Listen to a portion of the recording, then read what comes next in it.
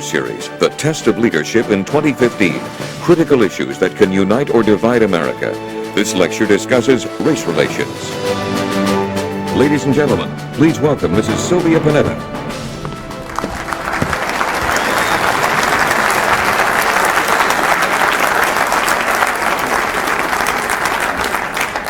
Good evening, everyone, and again, a wonderful turnout. Thank you so much for being here. It is truly with great pleasure that I welcome you to the beautiful Monterey Conference Center in our wonderful city of Monterey for the second evening and event of the Leon Panetta 2015 lecture series. As you know, this year we're focusing on the issues and the debates that pose the crucial challenges to our nation.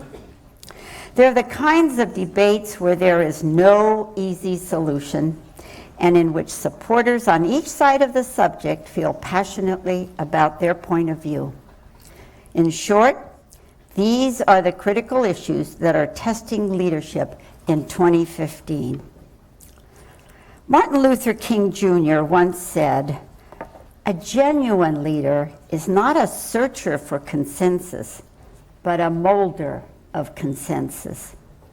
As we prepare to discuss the topic of race relations, Dr. King's observation rings powerfully true.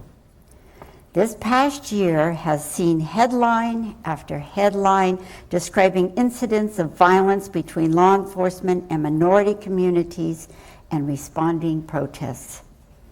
In light of these events, it's unclear if we are continuing to make progress on the civil rights issues that Dr. King fought for more than 50 years ago, or if we are regressing. Can we move past the tragedies in Ferguson, in New York City, and in North Charleston? And can we work toward improved relations between races? How can we improve trust between minority communities and law enforcement? Can we address issues of equality without discussion about broader policy issues like education, like poverty, and like employment opportunity? Most importantly, when will we see the kind of leadership on this issue that Dr. King described? Leadership that is actively engaged in bringing all aspects of the issue together and working to build, not simply discover a solution. What should be the role of government? What should be the role of community activists? What should be the role of the courts? And what should be the role of the criminal justice system in ensuring that Dr. King's work continues to progress? Tonight, Secretary Panetta will discuss this issue with the civil rights leader. He'll discuss it with a law enforcement officer, and he'll discuss it with a leading Latino voice in politics and in the justice system. Our first guest is the youngest person ever to lead the NAACP. A Monterey Peninsula native, he began his career opening mail with the NAACP Legal Defense Fund. He then spent 15 years as an investigative reporter and community organizer, leading successful state and local movements to ban the death penalty, to outlaw racial profiling, to defend voting rights, to secure marriage equality, and to reform mass incarceration. At 35, he was appointed national president and CEO of the NAACP, where he oversaw the launch of programs on education, on health, and on environmental justice. His edited collection of essays called Reach, 40 Black Men Speak on Living, Learning, and Succeeding, was published in February. Please welcome Ben Jealous. Welcome, my dear.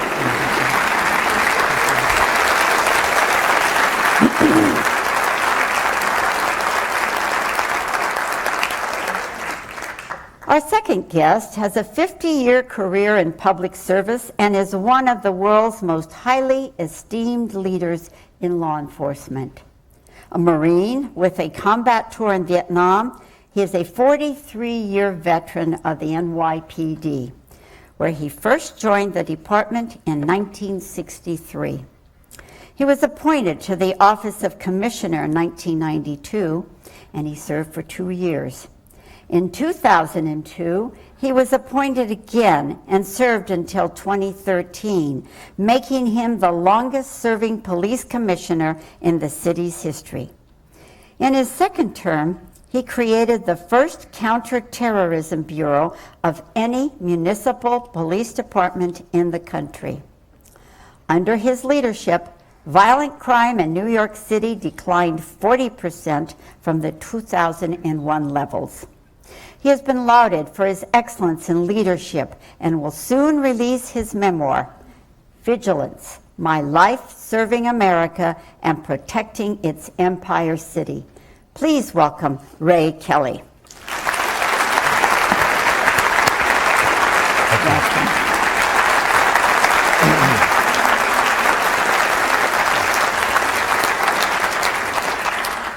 Our final guest is one of America's most prominent Latino politicians and was the first to win a statewide office in Colorado. Elected Attorney General in 1987, he investigated sexual assault allegations against the University of Colorado football program and the homicide of a Native American man in southwestern Colorado. He also reviewed law enforcement matters relating to the Columbine High School killings. Elected to the U.S. Senate in 2004, he was a bipartisan leader on comprehensive immigration reform, a leader on legislation to end the war in Iraq, and a leader on preliminary regulations leading to health care reform. In 2008, President Obama selected him to serve as Secretary of the Interior, where he provided strong leadership in protecting the nation's natural resources. Please welcome Ken Salazar. Thank you, Sylvia. Welcome. Thank you very much.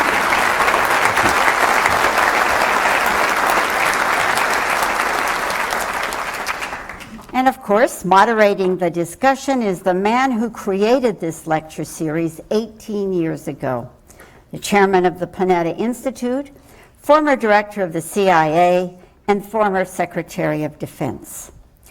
Early in his political career in 1969, he was appointed director of the U.S. Office for Civil Rights, where he was responsible for enforcing equal education laws.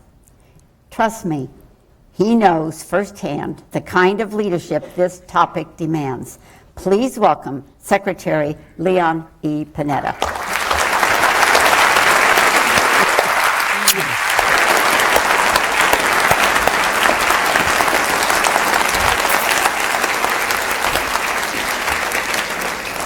Thank you very much, and good evening, everyone, and welcome to this, our second forum of our lecture series. The theme that we focused on was the theme of looking at the challenges of leadership in 2015 and those critical issues that can unite or divide America. We talked in our first forum about energy. In the next forums, we'll talk about the economy and cyber. And tonight we focus on a very challenging issue, which is the issue of race relations. What a tragic few weeks we've had in this country with the images that we've seen on television, on the front pages of newspapers across the country. In our democracy, we are committed to equal justice for all. That's what the United States is all about. But at the same time, as it says at the top of the Supreme Court, we are a nation of laws, not men. And we expect that those laws will be fairly and effectively enforced in order to preserve order in our society. There is this critical balance we've often talked about between protecting our freedoms and protecting our security. I've always believed that we could do both. And that's really part of the challenge we face today. We are, at the same time, a racially diverse nation. Diversity is at the heart of what America is all about. We're a land of immigrants. We have people from across the world that have become part of this great country. And in many ways, that diversity is our great strength. But it can also be a weakness if we allow discrimination to prevail in our country. The challenge is, can we move forward as a country? And the fact is, we have made great progress. We had to go through a civil war. We had to fight a number of actions that really divided people in this country. We went through the civil rights movement. We've made progress. After all, we have the first black president in the history of this country. We have a black attorney general. And the fact is that we've had progress across this country. An Italian American became Secretary of Defense and Director of the CIA. A Latino became Secretary of Interior, as well as a United States Senator. And someone who, descends from Irish immigrants who came to this country, Ray Kelly became Commissioner of Police in New York City, biggest city in this country. And a hometown kid, African American from Pacific Grove, became the head of the NAACP. The fact is that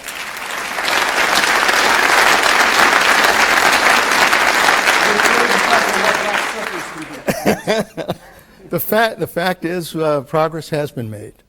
But again, those images that we've seen over these last few weeks have in many ways shaken our confidence and turned things upside down.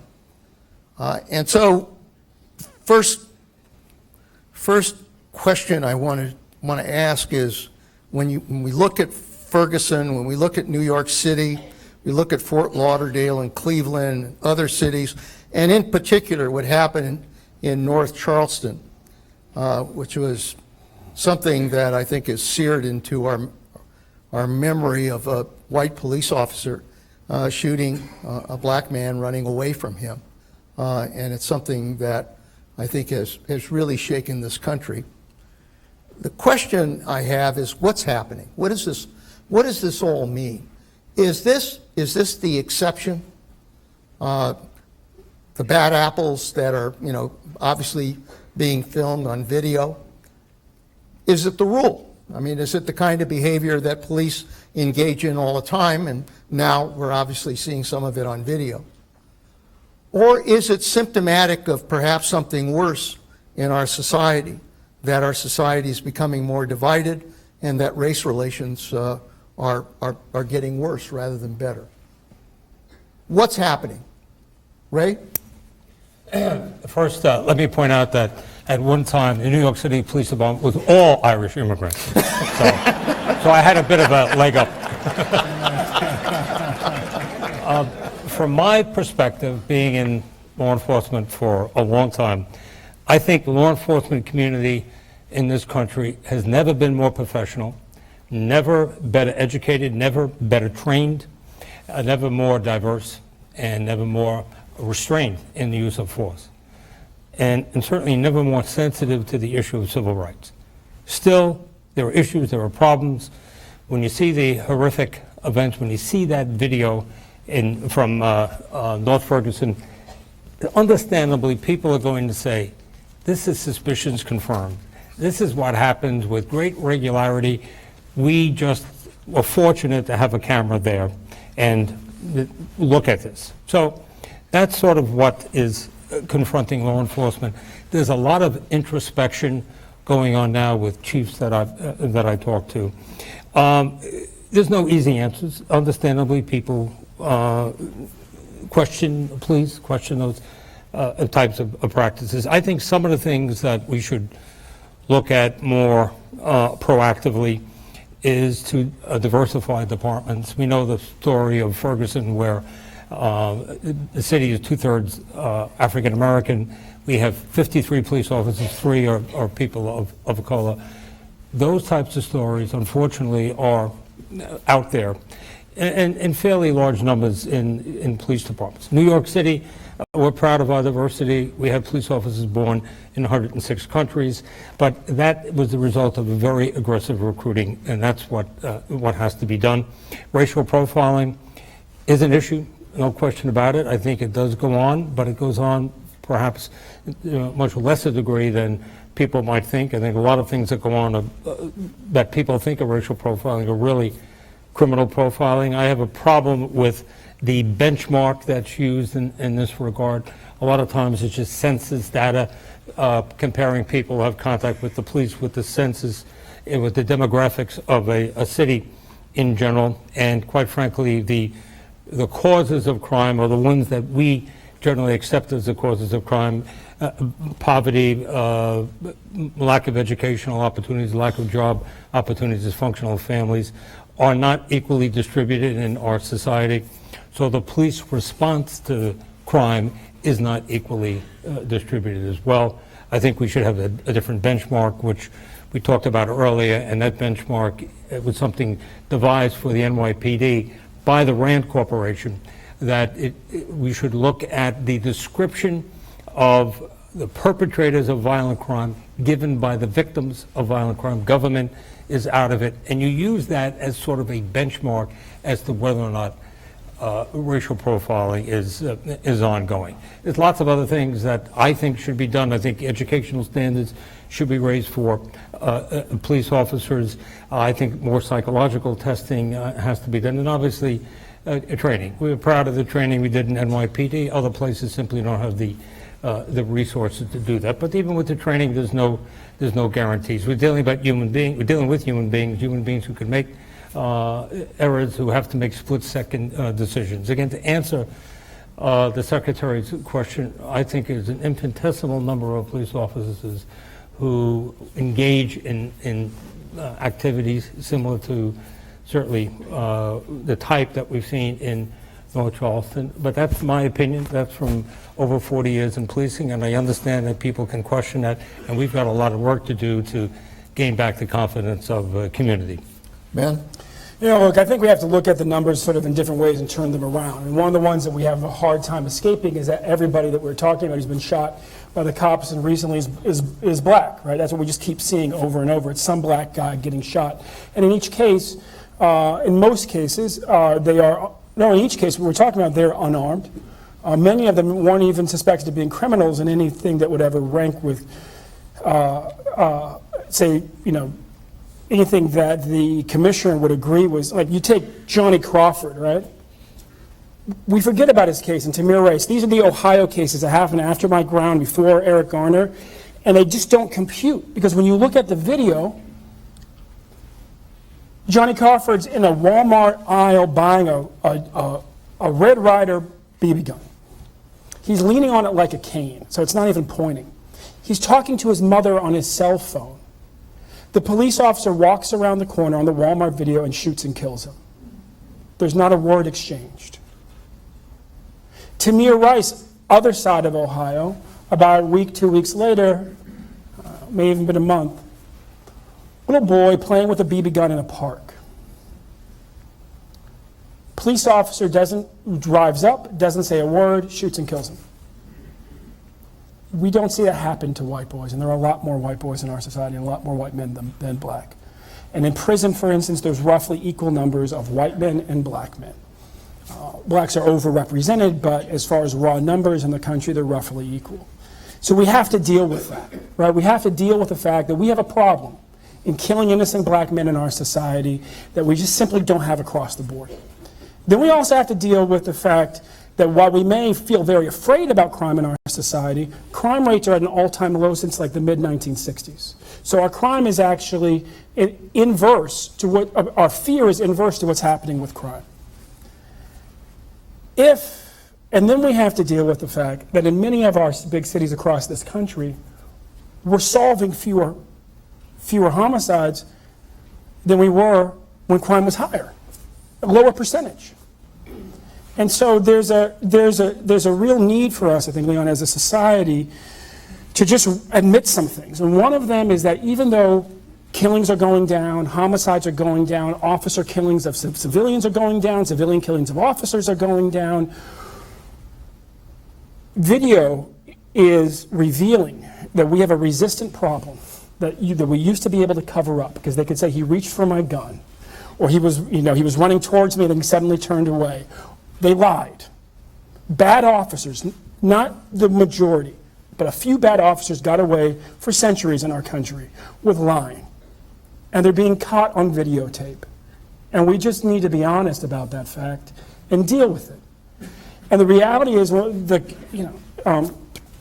and I agree, look, we need personality testing so that people who are bullies in their personal lives don't become police officer in our public lives, right? We need training so that every officer in this country is trained as well as the NYPD, which is a standard of once every 6 months. In most jurisdictions, in the 16,000 police departments in this country, what's most common is you're trained once at the academy and that's it. We need more options as far as technology, but we also have to be honest with ourselves that we have a problem of bias, implicit as it often is, towards black men in our society that results in lethal outcomes for innocent people in a way that we simply don't see with other racial groups. Ken? I think Secretary Panetta and all of you who are here in Monterey today, I would say that what happened in the last year and all these incidents is essentially just a manifestation of what is in America today, that there's still racism and it's still a reality with police departments and community police relations. And I think what's happened in the last year is that it's become much more prevalent because of the fact that everybody has an iPhone. You're always on camera, so it's been a lot easier to detect the same kind of activity that would have been occurring for the last several hundred years. And so when I look at these issues, Mr. Secretary, I look at it from the perspective of the history of the United States of America. You look back 400 years ago, and it was about annihilation of populations. It was about killing Native Americans and killing people who were different. You look at it in the Mexican-American War and the Civil War, and it was about enslavement of people because they were different. You have 600,000 Americans killed in the Civil War. That gives rise to the 13th, 14th, and 15th Amendments, but that still has 100 years of history that has to unfold before you get to Brown versus the Board of Education. You get Brown versus the Board of Education, we sit here tonight, 50 years from the march at Selma. And have we made progress in that time frame from 50 years ago to now, from 100 years ago to now? And I would say yes. And so I think what we're seeing today with the events at Ferguson and North Carolina and New York City and so many other places is just that people are being caught, police are being caught doing things that have been going on for a very long time. And in my view, from my time as Attorney General of my state, where I oversaw 14,000 peace officers. Now we're little in Colorado. We don't have 50 or 60,000 people like they do in New York City. See, so we have 14,000 peace officers. But what we did as Attorney General is we recognized racial profiling was an issue. We recognized as well that there were huge disparities of what the big cities like Denver and Colorado Springs could do versus all the other hundreds of small jurisdictions. And so we developed training programs. And I think what Commissioner Kelly has said is so correct, and that is that we need to train law enforcement to be able to understand the communities that they're policing. So training is one, and then the second is, when you have a situation like in Ferguson, 75% African American community, 3 out of the 50-some people who are actually African American, how can you have effective policing?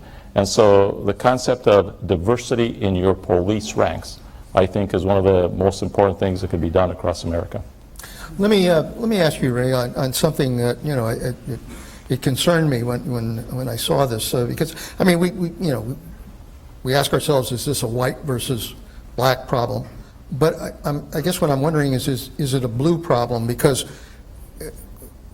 we had this event in San Bernardino where an NBC News helicopter captured the end of a chase, and it was a white man who was fleed on horseback, all things. A taser. San Bernardino, yeah. This is the Wild West. The taser knocked him off of the horse, and he went to the ground, and he was clearly subdued. There were 11 sheriff's deputies around him, and they kicked him about 17 times, punched him 37 times, and there were 13 blows to the head. What struck me is nobody yelled stop. Nobody said, took charge of the situation. And I guess I need to understand it from your own experience. Is this adrenaline? Is it fear? Is it, bad training? Is it mob mentality? How do you explain what happened, and how do you prevent that kind of Well, thing? first of all, it's absolutely wrong. You can't tolerate that as an agency. They apparently chased this individual for 3 hours. It was a long chase, and they were frustrated by it, and that's what you saw. The adrenaline was coming out. You cannot excuse that in any way, but I think that's what drove it. They have to be disciplined, of course, but it's also interesting that I don't know what they thought that helicopter was doing, but hey, somebody should have taken a look up and said, "Man, let's not do Maybe this." we need intelligence tests. So, yeah, right. It's a training Raise those race. standards. So it was just emotion. It's wrong, but it does happen in policing. They're human beings. They make mistakes. And this was, you could see they had invested a lot. They expended a lot. And they wanted to punish him. Yeah, no, obviously. Let me, I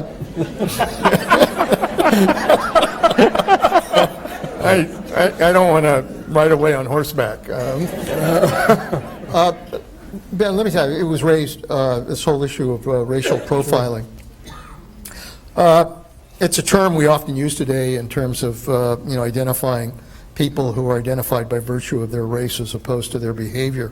But, bias-based policing has gone on a long time in this country. It goes back to the Revolution. Obviously African Americans as slaves, Jim Crow, were profiled. We had Mexicans and Latinos coming out of the war against Mexico. Since that time, Italians and Irish competing for jobs face discrimination in a number of ways. Chinese, as you mentioned earlier, there was a law passed that basically stopped the Chinese from being able to be citizens in this country. Japanese, 110,000 were interned after Pearl Harbor. Muslims after 9/11 obviously have been targeted in many ways because of what happened on 9/11. And even here in Salinas, near Monterey here, 90% of the gang problem is probably centered in the Latino, it is centered in the Latino community. Sure. So the question I have is, how do you fairly enforce the law without racial profiling if the focus of enforcement by its very nature involves largely one minority? You have to focus on behavior. There's nothing about the complexion of a suspect that, or a group of suspects that changes the fundamentals of good law enforcement. And indeed, what we find is that when we get fixated by what people look like rather than what they do, we make bad decisions. When you're talking about criminal networks, for instance, there's this thing called carnival theory, which says that if you have a package you need to get through, it could be a dirty bomb, it could be, a kilo of cocaine. And there's always choke points in our society. It could be an airport, it could be well, an airport's a good example. It could be a county fair. And there's places where people have to push through. It could be the streets of New York City. You send dummies through, and you take note of who gets stopped and who doesn't get stopped. And then the people who don't get stopped, well, you send them back. Now, how does this work, right? If you, right after 9/11, there was a student named Nathaniel Heatwall. Raise your hand if you recall his name. Anybody know who Nathaniel Heatwall was? All right, one person, former head of the NAACP of our county, recalls his name. Nathaniel Heatwall was a white student who was commuting on Southwest Airlines to Guilford College from BWI down in North Carolina every week. And he was going through at BWI, and one day he notices, I left a box cutter in my backpack, and it didn't get through.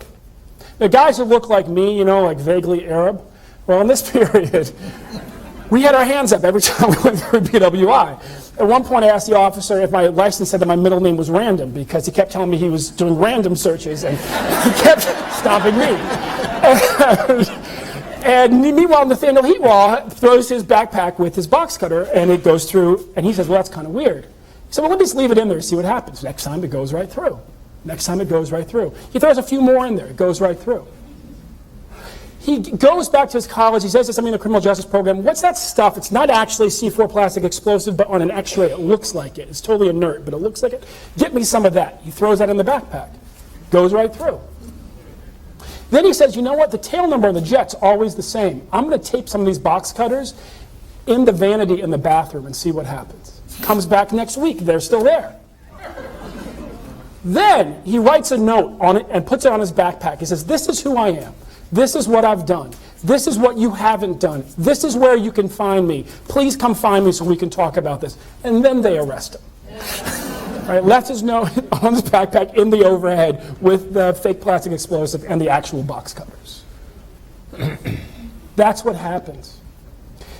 The same thing happens on the street. You know, when we were debating over stop and frisk in New York City, there were a couple of things that you really had to kind of come to terms with. One of them was plainly said in the New York Times. There was an officer going down the street with a suspect-specific description. He, for a man, a rapist who was believed to be in the area. He encounters 4 women on their stoop talking, young ladies. They say they haven't seen the rapist, so then he stops and frisks them. When he started to stop and frisk those 4 young ladies, he had stopped looking for the rapist. It can have profound effect in our society, and I'll just close on this. 100 years ago, we learned this lesson, long before that we figured out that the DC snipers were black, even though we spent 2 weeks looking for a white guy and all that stuff. President McKinley was working a rape line. President McKinley was working a rope line at an expo north of New York City right after he was re-elected, and he was shot twice in the stomach before somebody in the crowd tackled the assailant, and the 3rd bullet glanced off to the side. At the time, the profile of a would-be presidential assassin was an Eastern European anarchist. That was the scenario everybody was prepared for. And the racial sort of characteristics were that the person would be swarthy, tall, and have exotic facial hair. The shooter who was captured was blonde, blue-eyed, 5'8". He had a gun hidden in a crudely faked bandage when he was tackled. The Secret Service agent in charge of the expo came over and, according to the records, interviewed the guy in charge of the rope line and said, what happened? The shooter walked right past you with a gun in his hand. You were supposed to check everybody going to the rope line head to toe with your hands. How'd you let this happen? So, well, boss, he looked like any other mechanic out for a day at the fair. And it looked like he had a bad arm, so we didn't want to hurt his arm. Now, the guy was an actual Eastern European anarchist. He just apparently didn't look like the stereotype. His name was Leon Cholgush. He said, but boss, we think he had a decoy, because right behind him there was a tall, swarthy man with exotic facial hair. And we checked him again and again and again and again, and we didn't find anything on him, but he definitely distracted us from the shooter. He said, by all means, go find the decoy, boys. Come back. They got good news, they got bad news. So what's the good news? So, well, we found that tall, swarthy man with exotic facial hair. Well, then what's the bad news? That's Constable Big John Parker.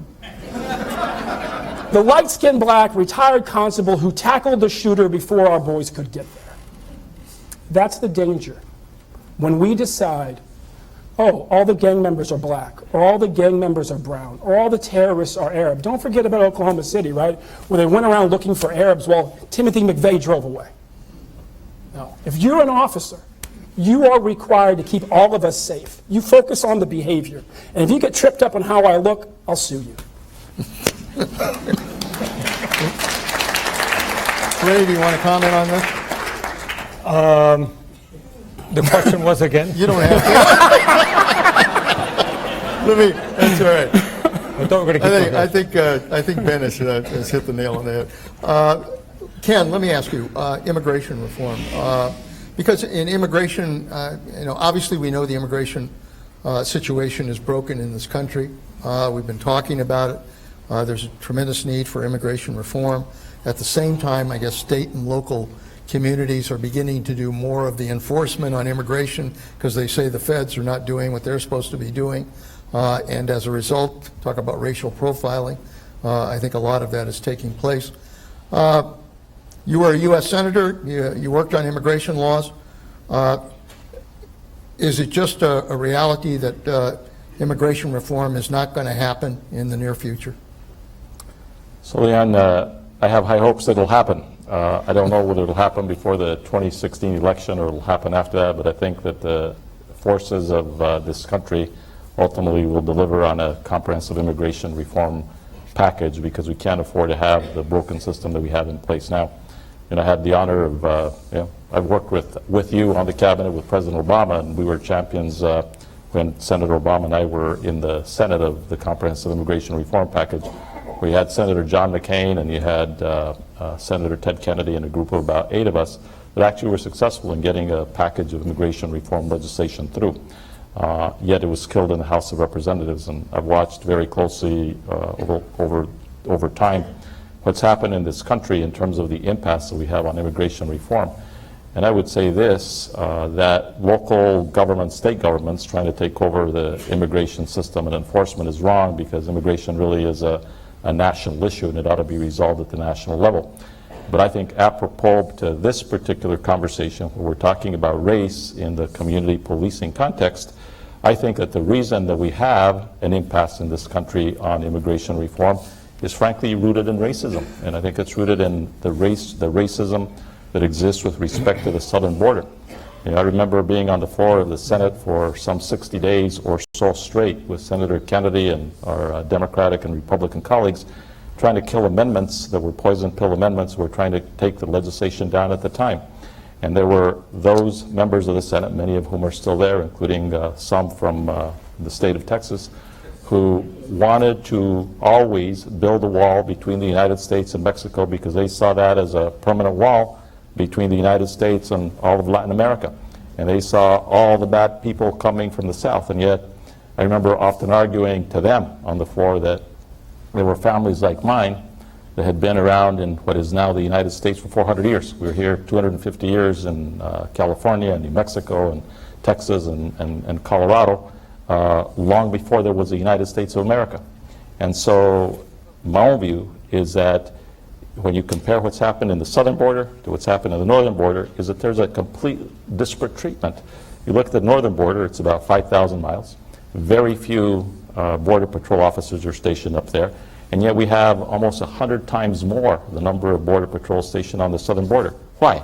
It is because there's a history that stems back to the Mexican-American War, the creation of a wall, if you will, between the United States and Latin America, that I know President Bush tried very hard to deal with that issue and to try to create more unity and an understanding of community between Mexico and the United States. I know President Obama has worked on it very hard, but there still is in Texas and in Arizona and in lots of places in this country an anti-immigrant view that I think is founded on those historical roots that have a lot to do with racism.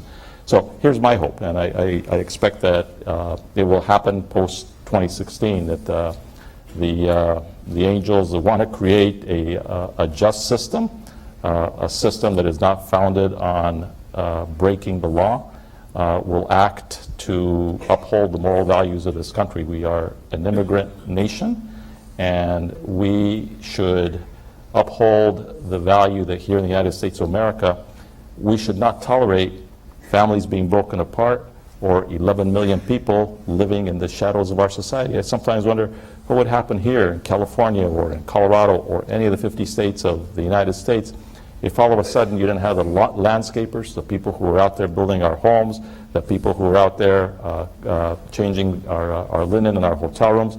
What would happen if they were to be kicked out? You know, this economy would go into a tailspin. And so why have we as a country been so stuck in this paralysis where we cannot move forward with comprehensive immigration reform? I think it has to do a lot with the same issue that we're talking about here tonight. And I would just add one thing on the racial profiling issue. I think that racial profiling has always been an issue in policing, and I think it's an issue today. But I think at the end of the day, it is about training police officers to be sensitive to the differences in communities. And I think that's why it's so important to have police agencies that are inclusive. Because if you are a Latino that has come from the barrio and you are out there policing the people in that community, you know how better to relate to them and how to deal with the very issue that Ben just raised so eloquently, and that it's about behavior. It's not about how you look. Okay. Can I just add something about immigration enforcement? And I think it's unwise for state and local authorities to be involved in that. There's a prohibition in New York against police officers asking about one's immigration status. The reason for that is, first of all, it is a federal obligation, but secondly, you want people who are victims of crime to come forward, to feel free to report. You want, as a police agency, information from that universe of people. If you are involved in immigration enforcement, forget it. Nobody will approach you. Yeah, yeah. Ray, let me ask you about stop and frisk. Mayor Bloomberg and you, I think you credit obviously the decline in the crime rate in New York City as a result of a large increase in the number of police stops that took place under this so-called stop and frisk. And there was a significant reduction, about 40% reduction in the level of crime in New York City as a consequence. It became obviously very controversial. The district court judge that found it unconstitutional, it was appealed, and as I understand it, the appeal was not continued, and they came to some kind of settlement involving a monitor for the use of that approach. Give me your views on the effectiveness and kind of the legal and political consequences involved with stop and frisk. Well, there's a lot of information. I'll try to cut it short. What is stop, question, and frisk? First of all, the term is pejorative. Ideally, we field reports or contact reports, that sort of thing, as it is in other cities. This is a common law right, if you will, the constable to stop and ask people who are engaged in suspicious activity what they're doing. That's what you pay your police officers to do. This practice was validated with Supreme Court case Terry versus Ohio in 1968. It is authorized virtually in every state in the union. What is authorized? To stop someone who you have reasonable suspicion to believe that this person is about to commit, is committing, or has committed a crime. As I say, this is across the board. I never said it was the be-all and end-all. I think it's a valuable tool that should be in a police officer's toolbox. I also believe that the numbers of stops in New York City did not go up dramatically. What we did was require much more accurate reporting. When I was a police officer, when I stopped someone, I did not make out the form unless there was a problem. And the numbers in 1999, when this litigation started, were 92,000 stops. Yes, they went up to 685,000 stops. Sounds like a lot of stops. The New York City Police Department has 23 million contacts a year with its citizens. By the way, the stop rate was 4 times greater in Chicago and significantly greater when this litigation went forward in Baltimore and Philadelphia. In the lawsuit itself, the judge uses the flimsiest of evidence to indict the whole police department for something called indirect racial profiling. She uses the information from an expert. The expert finds that out of 4 million stops over a decade, only 6% were constitutionally questioned. In the trial itself, the judge looks at 19 stops.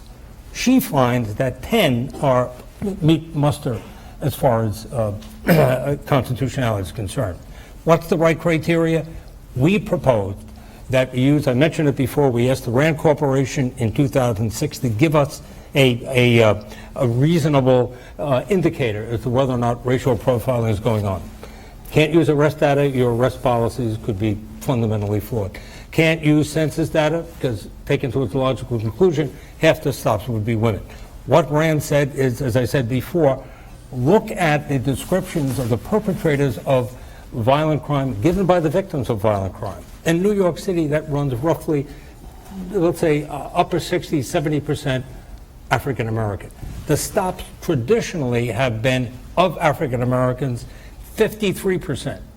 So there is a gap, certainly in that area. The judge would not accept that evidence. She rejected it. The only reason, some of it was accepted as notice to the city that there is a problem.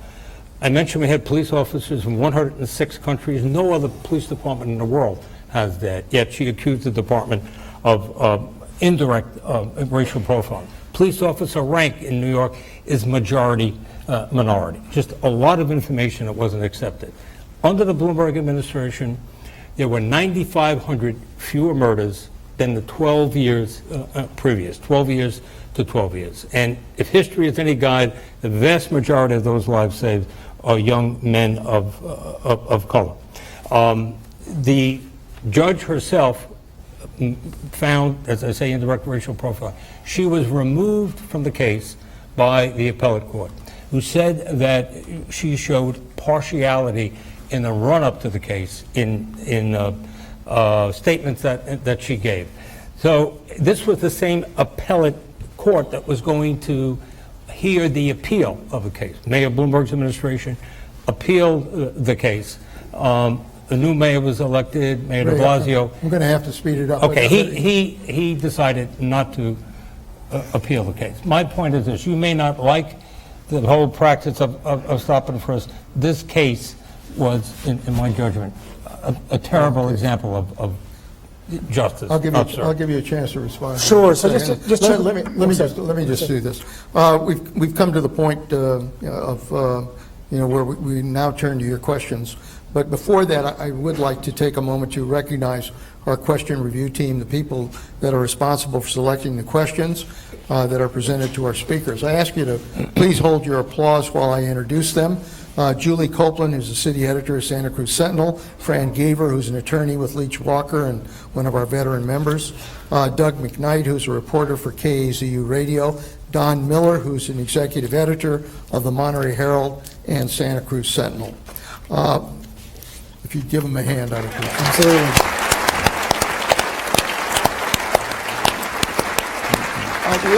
We also did our student forum, and we have with us a group of students that represent those that attended our student forum. It was a great forum, great student questions.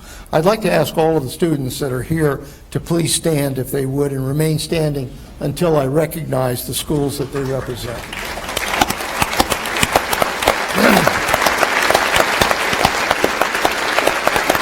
Thank you very much.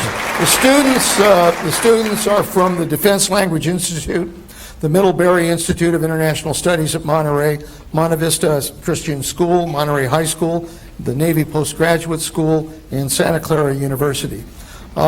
This afternoon, we, as always, you can sit down, guys.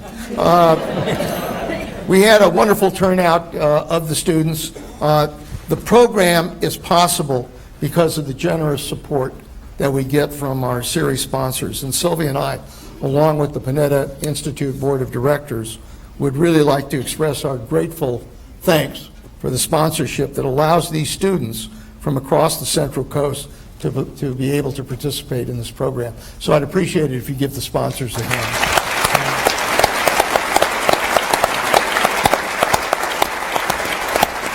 All right. So let me preface my remarks by saying that I think that Commissioner Kelly is a hero on a whole bunch of levels. And in his 40 years, what happened in New York City to actually professionalize the department, to make the department more inclusive, to increase training, all those things are real, and I do believe contributed to the significant drop in crime. With that said, you can tell we totally disagree on stop and frisk. And this is what I would say. This is the hard part. Right? If you look at what makes it constitutionally questionable, it says, right, if you go into the actual decision that you've got to be stopping basically somebody for a reason. And yet, what do we know, right? And it's very likely that increased reporting are part of the increase. But the stats are the stats. Right? When Amadou Diallo was killed, there was less than 100,000 stop and frisks reported in the city, right? And if you say a lot of that, I would actually defer to you on that. But just follow me. There's less than 100. About, statistically within the margin of error, about 90% of the people are people of color. Right? High 80s are people of color. About 90% are not charged with anything. They're what we refer to in the vernacular as innocent. 700 guns, give or take, taken off the street. Fast forward, there's 680,000 reported. About 90%, give or take, are people of color. About 90% are innocent. And there's 700 guns taken off the street. Mayor Bloomberg was, I would say, appropriately fanatical about gun control. He was very clear that a lot of this was about taking care of unsafe people. The stop and frisk go up almost 700% their previous level, and not one more gun comes off the street.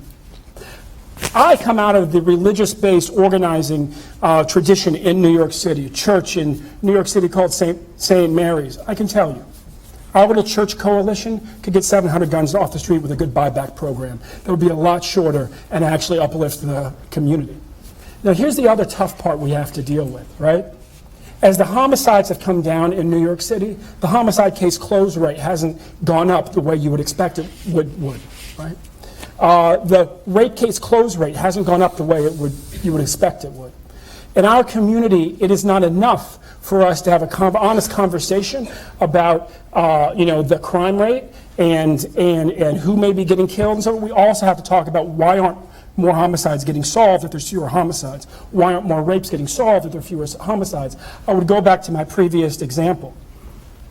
When the officer searching for the rape suspect decided to stop and frisk 4 girls, he stopped looking for the rape suspect. It's a massive distraction. It's a good PR campaign on the Upper East Side, but for the rest of the city, it's a massive distraction that does not make us more safe. Everything else you did made us more safe. That does not. Okay, let's, we got a lot of areas to cover here, and I'm just going to ask you to try to keep your answers as short as possible as we go through it. I did want to ask about the stand your ground laws. We've got almost 23 states that have stand your ground laws, and as you know, that I think basically it means you don't have to retreat. You can basically use lethal force if you think you're threatened in certain ways. Trayvon Martin case basically came, I think that was the defense in the Trayvon Martin case as well. The argument is obviously that the Attorney General said this is a dangerous expansion of the concept of self-defense. Others have argued that it's a concept that not only protects whites but blacks as well, because when someone is threatened and the police are delayed in getting there, it gives them the opportunity to protect themselves. Who's right? Who's right is like 1,000 years of Western tradition on the notion of self-defense. The way that we've evolved as a civilization over the years is that you actually have a responsibility to retreat. And if you cannot retreat, then you have the right to defend yourself. And so we've had this kind of standing erosion. You start with sort of self-defense as it's evolved across the centuries. The NRA creates something called the Castle Doctrine. The Castle Doctrine says, if you come onto my property and I tell you to get off my property and you don't get off, and I feel threatened, I can shoot and kill you on my property. Stop and frisk takes the Castle Doctrine to the street. It basically is a license for cowards to shoot people they're afraid of. Let me repeat that. It is a license for cowards to shoot people they're afraid of. What it says is that if you have a kind of a reasonable fear that somebody might be about to hurt you, you can shoot and kill them.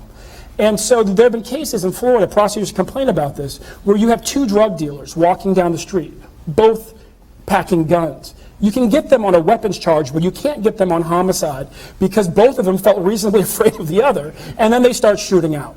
In other words, this is the way that the NRA licenses the return of the Wild West to streets across this country. We, Republican, Democrat, conservative, liberal, should have a few things that we all hold sacred. And one of them is the very notion of civilization. And it is actually at its core, one of the core principles is the point to which we've evolved on self-defense. Ray, what's your view on that? I'm against stand your ground. I think it's confusing. I think it leads to murders, excused murders. A lot of these confrontations are one-on-one. You just don't know what happened there. And I think the concept has long been in the common law that you can defend your castle, your home. You don't have to retreat in your home. But I think clearly the stand your ground laws are just problematic, and I think most law enforcement people believe that. Okay, first question here. Could we as a nation demilitarize police forces and return to the Irish cop walking the precinct and knowing the Sounds folks, like knowing the stereotyping. folks on the block. Racial profiling.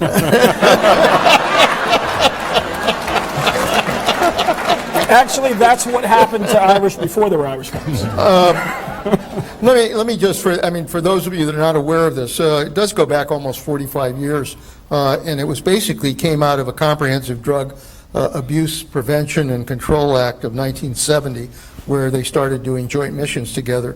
Then the Defense Authorization Bill began to provide a transfer of excess military gear, the so-called 1033 program, that provides this excess gear to the police departments. And you know the arguments for.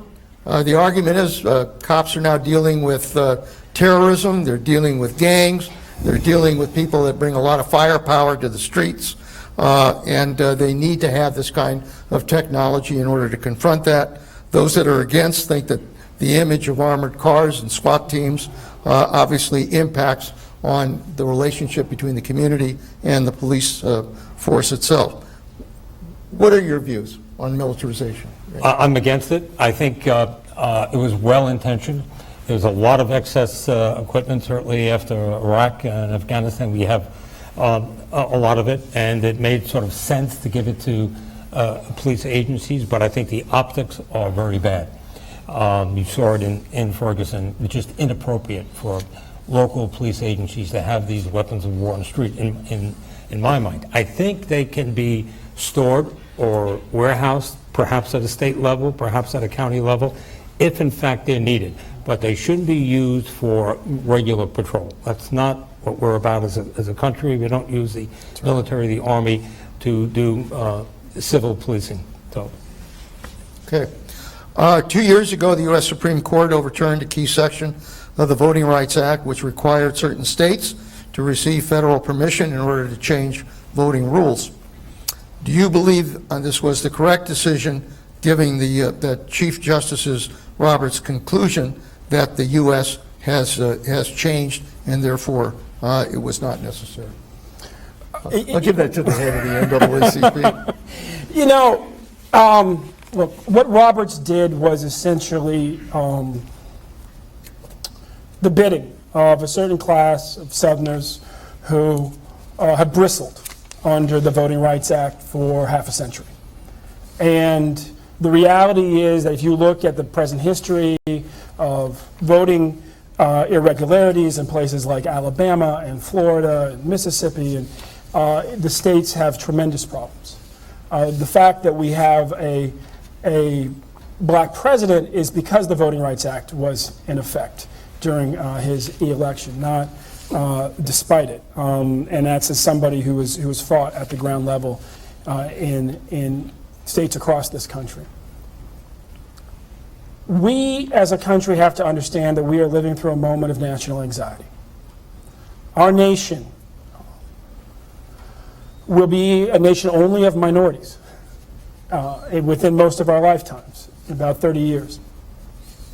That means that every group in our society will have to get along with at least one other group demographically in order to succeed democratically. And many of us see great hope in that because we come from communities, be they Irish or Italian or black or Latino, who have frankly at the end of the day in most places always had to do that. And we think it's probably healthy that everybody be able to do that on some level, have to do that. But for other folks, they're very worried. And the tell in a voting rights debate, and it goes back to the very beginning of the country. My father's here, he descends from 8 Revolutionary War soldiers, and we have a long oral tradition in our family. On that side, my mom descends from 2 black statesmen during Reconstruction, a long oral tradition on that side as well. My grandmother's 99 years old, and she's sharp as a tack, and she carries about 200 years of stories. And when you listen to those stories and you read the history, what you see is this. Right after the Civil War, we were similarly anxious. There was a big wave of immigrants of color. There were Chinese, and we got the Chinese Exclusion Act as a result. And there was a strengthening black vote throughout the Southeast. And so we responded with, these pushing people out of the country the way that we have essentially Latino Exclusion Acts across the South. And we responded with voter suppression. But the arguments then were the same arguments that had been made right after the Revolutionary War against poor white men. You see, you have to remember, we have excluded blacks, Latinos, Native Americans, Asians, all women, and at the end of the Revolutionary War, white men who didn't own land from voting various times in our society. And what did John Adams say? What did John Adams say when Thomas Paine was so ticked off and saying, why can't we vote? Why won't you let the privates in the Revolutionary Army vote? They were the backbone of the revolution. What did he say? He said, that would not be democracy, that would be mobocracy. Those men don't own any land. They're not tied to any jurisdiction. They can move from town to town and steal elections. That was the tell. They always say it's vote security. They said that we couldn't let women vote because, and this I think ignores the gender dynamic in most households. I don't know how it is with Sylvia, but my mom has told my dad how to vote on occasion and me how to vote on occasion. But they said a man with a wife would have 2 votes, so that wouldn't be fair.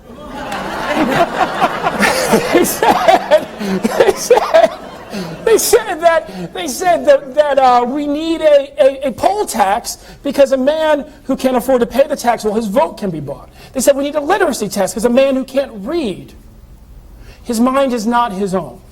And now they say that we need voter ID, even though you are more likely to know somebody who has been struck by lightning in the same place twice than find a prosecutable case of voter fraud, because we're afraid that our elections will be stolen. And so be very clear, when you hear somebody talk about vote security, you scratch the surface, you find somebody who's actually anxious about actual democracy. But Ken, let me ask you this one. What are the real threats to public safety in 2015? I mean, it was a time when we worried about organized crime, we worried about people who were murderers and bank robbers.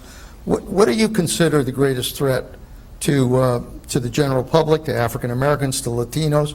Is it terrorism? Is it drugs? Is it gangs? Is it the proliferation of dangerous weapons? Is it racism? What do you consider the worst threat?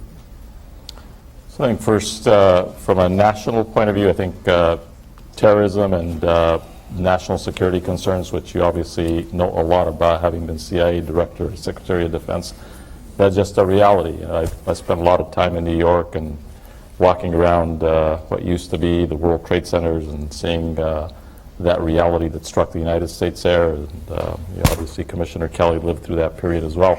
But I think that is just a reality for us in terms of making sure that that's one of the issues which at the national level, but it also involves having the right kind of collaboration and cooperation with local law enforcement and state law enforcement, has got to be one of the things that we look at in terms of our security. If we're not secure in our homes and our communities, then it's a huge problem.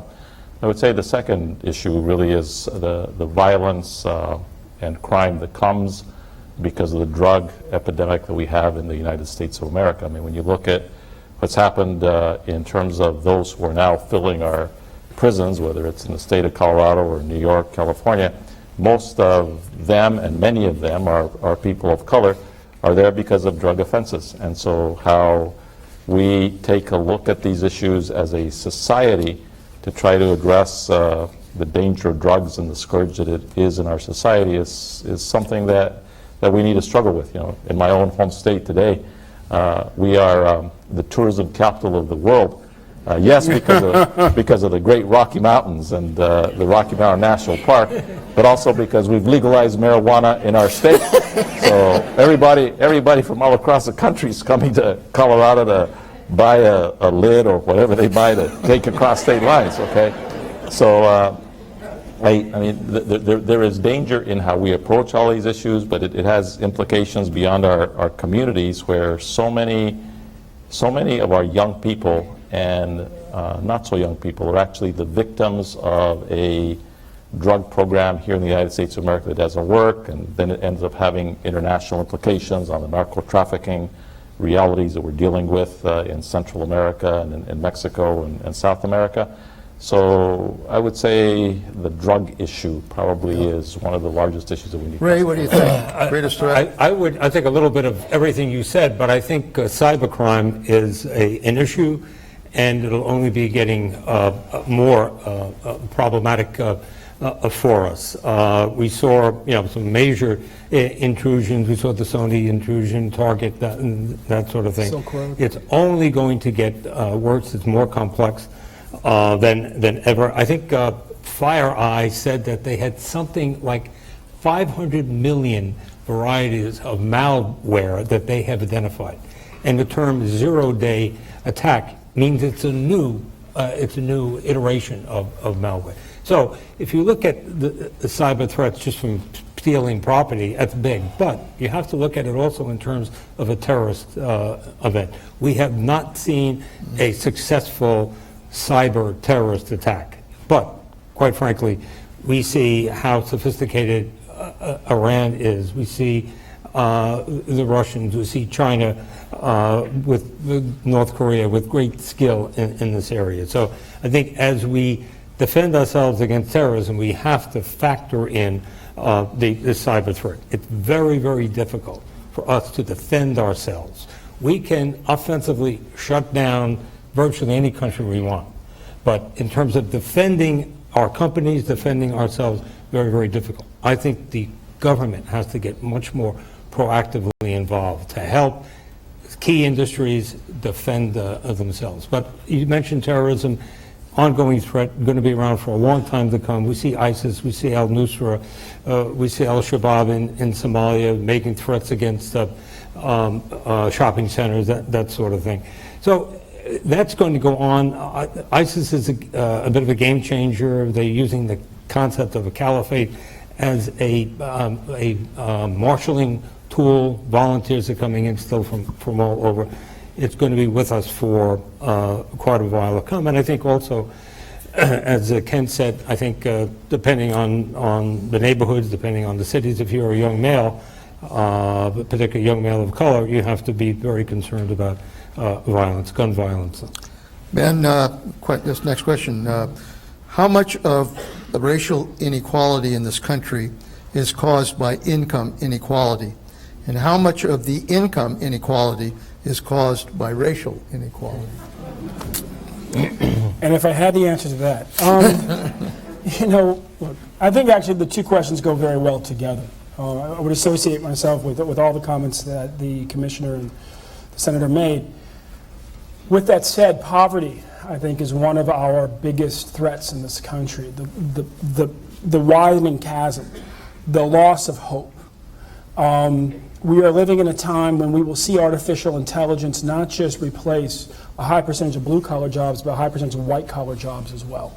And anybody who understands the history of instability in societies, when you see that happen, when you see both the ambitious kind of bourgeois hit hard times and huge numbers of people stuck in poverty, we have to be concerned about the very fabric of our country. The American dream is what has really kept us stable, if we're honest with ourselves, and we have to maintain access to it and understand that's part of our homeland security strategy. With that said, our country, part of our issue here, and you see it when you go to England. I was a student in England. When you travel through England, people are very comfortable talking about class. You can talk all day about class. They get really contorted when you try to talk about race. And yet they have a long history with race. I mean, like you could kind of say, in the English-speaking world, they were sort of the origin of a lot of our issues, right? From India to America. In this country, you come back and you realize, oh, we're just the opposite. We're really comfortable talking about race. We're not so comfortable talking about class, and we pay a price for it. If I were to tell you right now, there's a group in this country who is almost as likely to be incarcerated as black men in South Africa at the height of apartheid, when South Africa was the world's leading incarcerator. You might think I was talking about blacks or Latinos. I'm talking about white men. But we don't talk about the plight of poor whites. And the bottom line is that I believe that going forward, affirmative action in the corporate sector needs to go the way that it has on college campuses. And college campuses, if we're honest, we have basically three lenses. We have a race lens, we have a gender lens, and we have a poverty lens. So you have special programs, people first-generation college, for instance. People who, if you come from Appalachia, it's a lot easier to get into Harvard. that if you come from New York City or from the Upper East Side, for example, private school. So it should be. We need to add a poverty lens to affirmative action in our country. We need to get more comfortable talking about poverty. We need to admit that we have places like Eastern California where whites have been stuck in poverty for generations, just as they have in Appalachia. And we need to actually admit that this country, yes, has a legacy of slavery, but it also has a legacy of indentured servitude. And we have states like Georgia where whites came over as part of a penal colony, and some of those families, if we're honest with ourselves, have been in and out of prison ever since. And when we can have that conversation, then we're actually talking about the need to include and create ladders of opportunity, not for kids who look this way or look that way, but for virtually all of our children, given where we are right now. Let me just say, Leanna, to add to that point, I very much agree with what Ben says, that we need to have lenses that include poverty. If you're an impoverished white person from Appalachia or somewhere in California, wherever you are, there ought to be those ladders of opportunity that we're creating. I've spent most of my life in the natural resources and environmental and political area, and I can tell you, in the environmental community, doesn't matter what organization, national organization you're part of, you address the group, and I've addressed them many times, there's not a single person of color in the entire room. I'm on the board of a major corporation. I go to corporate board meetings and see members who are CEOs and management people from major companies around the country. And frankly, there's almost a complete absence of African Americans, Latinos who are in those worlds. So, I mean, my own view, and this is, I think, the vision that we all share up here, and that is that we still have a long ways to go to create this inclusive America. But it has to be in all sectors. It can't just be in education. It just can't be addressing the police forces of the country and try to have inclusiveness there. It has to be in corporate America, and it has to be in all sectors of our life. Because as I think it's been captured by the other speakers here, the reality of it is that the way the United States of America is going, I mean, you look 300 million people today, you start looking at where we're going to be in 20 and 25 years, there's not going to be a single majority. Today, Latinos constitute, I think, 54 million people in the United States of America today. Okay, that's all going to change rapidly in the next 20 years. And so how we as a society evolve to make sure that whenever we're hanging around, doesn't matter whether it's in the corporate boardroom or whether it's in the police commissioner's office with his managers and his folks, that it's a society that reflects the population of this country.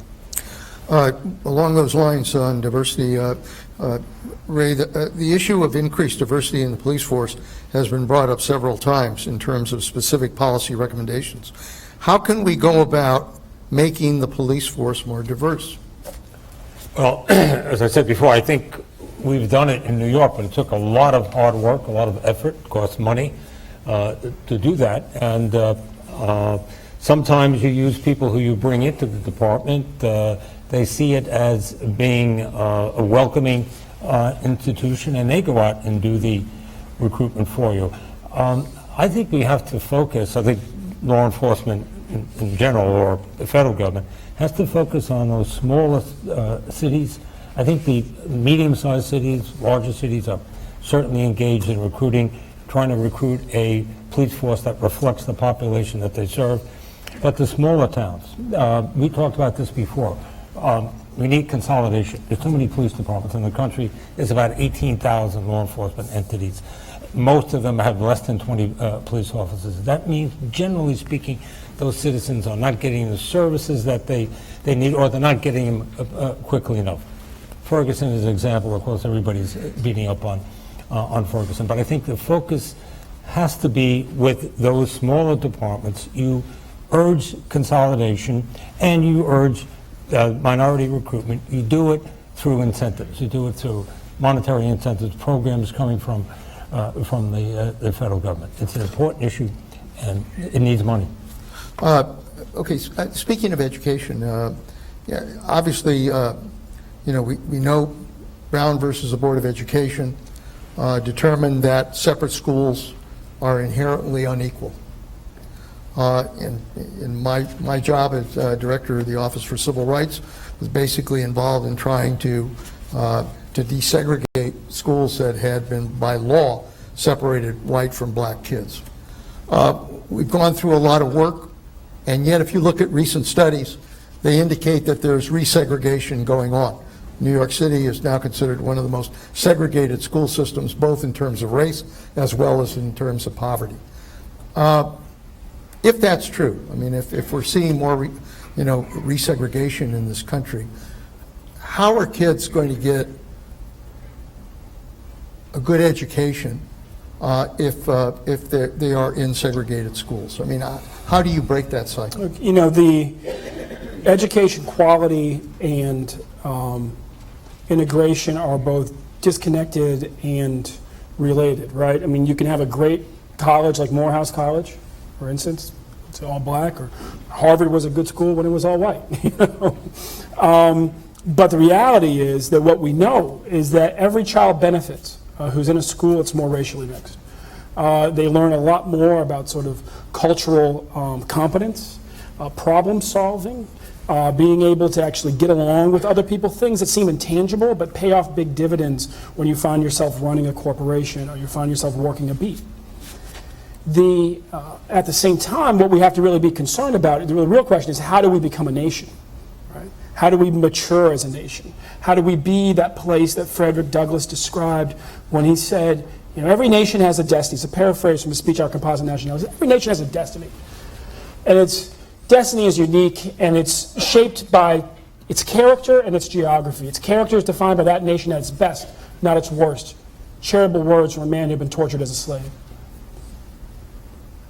And our geography is unique. We are bordered by friendly nations, north and south, and oceans, east and west, that connect us to every other continent on Earth. And our destiny, based on our character, shaped by our geography, is to be the most perfect example, this part's exact quote, most perfect example of the unity and dignity of the human family that the world has ever seen. So the question is, how do we get there? And the reality is that education resegregation is hard to tackle because it follows housing trends. And so there's a lot of things that have to click, really, to get that right.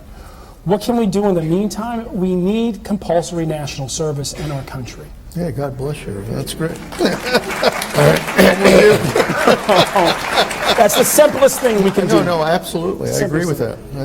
I think we need to get everybody to commit 2 years of service to this country, and it can be in different areas. And as with the military, which is our best engine of integration, people will come out, quite frankly, more connected, feeling more American, and more readily recognizing who their fellow Americans actually are, i.e. not just people who look like them, but who look like the people they serve with. Great. So I would say, Leon, if I may add to that, so I was one of the lawyers in the Keyes case. I went to the U.S. Supreme Court on the issue of segregation in the northern states, where you didn't have a law that said you had to have separate schools for blacks and whites and browns. In Denver, Colorado, by policy, the school board, without a law, they had established a system where you had brown schools, black schools, and white schools. So you get to the late 60s and the 1970s, and the Supreme Court addresses the issue of segregation and desegregation with the instrument of busing, and it caused the reaction of white flight and all that's happened to many of the schools in the country that ended up essentially becoming resegregated, because you had white flight taking the white students either to private schools or to schools off in the suburbs. So the reality of it is, and it hasn't happened everywhere, I can tell you that in Denver, for example, East High School used to be mostly, and Manual used to be mostly African American. Today, they're very diverse schools, and in part it's been because of the demographic changes and good things that happened from that chapter of the struggle for civil rights. But I would say the question for us today, in 2015, where we have resegregation in a lot of communities in all the 50 states across the country, is how do we create new instruments to try to bring communities together from different backgrounds. To Ben's point, I think when you get to meet people from different backgrounds, when you go to school with them from different backgrounds, you achieve the kind of diversity that the military has achieved, but which you sometimes don't see in public education. Sandra Day O'Connor was one of my favorite justices, and I was part of the University of Michigan affirmative action case, where she wrote the Supreme Court decision of upholding the University of Michigan's affirmative action program. As a Republican appointed by Ronald Reagan, writing the opinion, and in the first page of the opinion, she speaks to the national security of the country in furthering diversity and affirmative action, and points to a brief that had been filed by the Joint Chiefs of Staff because national security required diversity. She continues on by saying global diversity is also very important for our country and its future, and cites to a brief that was filed by 30 companies from the Fortune 500 companies. And then continues on in her statement about how the United States, just to be strong, needs to have this kind of diversity across the board, which is what the University of Michigan was trying to do. That decision has been somewhat watered down since then, but I think that how we continue, whether it's here in Monterey, the way you're doing with this program today, or wherever we are, to try to figure out how we bring people from different backgrounds together so that they see each other as human beings, and that we all have. I used to make this argument when I was running for office, and people would ask me about diversity and how I saw diversity. I would say we ought to be in a position where we as a country should celebrate our diversity. We should not just tolerate our diversity, we should celebrate it. And the way you celebrate your diversity is if you understand each other and you know the history of different people from their backgrounds. Because at the end of the day, no one's history and no one's background is better than anybody else's or worse than anybody else's. But the only way you can get to understand that is if you're able to have the kinds of conversations we're having here tonight. Ray, let me ask you, there are several cards on this. What is the use of force policy with regards to the police? And let me ask you also, how do you feel about requiring police officers to have cameras on their bodies? Use of force policy, generally speaking, is a continuum. Most police departments teach that. You use your voice, verbal commands, that sort of thing, pushing, and then if the threat continues, you use less than lethal weapons. There are tasers now that many officers have, not all, many officers. And then, of course, there's deadly force with a handgun. That can change very quickly depending on the threat the officer faces. The use of force is controlled by the Supreme Court case, Tennessee versus Garner, a 1985 case. And that decision held that police officers can only use deadly force on a fleeing individual if, in fact, that person, the reason to believe that person is going to use deadly force against them or against another person. Obviously, if you look at the video from North Charleston, South Carolina, obviously that was violated. So there is a continuum. And again, deadly force, generally speaking, is only used if deadly force is coming at you. As far as cameras are concerned, I think, again, referring to the video from North Charleston, anybody who sees that video has to think that officer, who was an officer for 5 years, had a relatively unremarkable record, would not have done what he did if, in fact, he was wearing a camera. So I think as a result of that one event, you will see a major move towards the utilization of cameras in some way, shape, or form. Maybe a pilot program, maybe something more than that, by police chiefs across America. They don't want to be caught short. Now, everybody above the age of 10 has a video, in their phone. So officers they realize that when they're engaged now in an event, or they should, maybe the helicopter was an exception. When they're engaged in something, chances are they're going to be videoed. So it's almost a defensive mechanism now. So I think it will be, again, as a result of that South Carolina event, more accepted. There's lots of problems with videos in terms of storage, in terms of who gets access to them, FOIA requests, that sort of thing, but we're going to see that move soon. We've got just a couple of minutes here, but I want to ask each of you very quickly. I mean, what is the one thing you think is most important to make sure we restore trust between the community and the police department? I think we need to get officers out of their cars, talking to people in every community that they serve. We need to make sure that officers are required to live in the cities in which they serve, and we really should actually, frankly, seek to recruit officers from the neighborhoods that they serve in the biggest cities. Ray? Yeah, I would say communication, and that's some of what Ben said, talking to communities, having police officers interact with communities, particularly communities of color, and having a police force that represents the communities that they serve. Ken? I would say representation, so you have police forces that reflect the community that they're responsible for policing. And then second of all, training, but real training, authentic training. And that's not just a check the box kind of thing on civil rights, but it has to be the kind of training that gets into cultural sensitivity and understanding the reality of different communities, because there's lots of training programs out there. I think probably every police officer goes through some kind of training program on cultural sensitivity, but the reality of it is that there's few programs that actually are very good, and that's what I think it's at. Ladies and gentlemen, this is obviously a topic we could spend a lot more time on, but it goes to the heart and soul of what this country is all about in terms of our relationships with each other, with the relationship between the races, and how we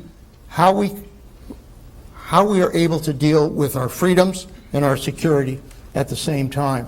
I am hopeful that we will find the right answers, because I've seen men and women in uniform, different colors, different races, who are willing to fight and die for this country. And if they're willing to do that, we ought to be willing to do the same thing for the peace and prosperity and freedom that all of us enjoy in this country.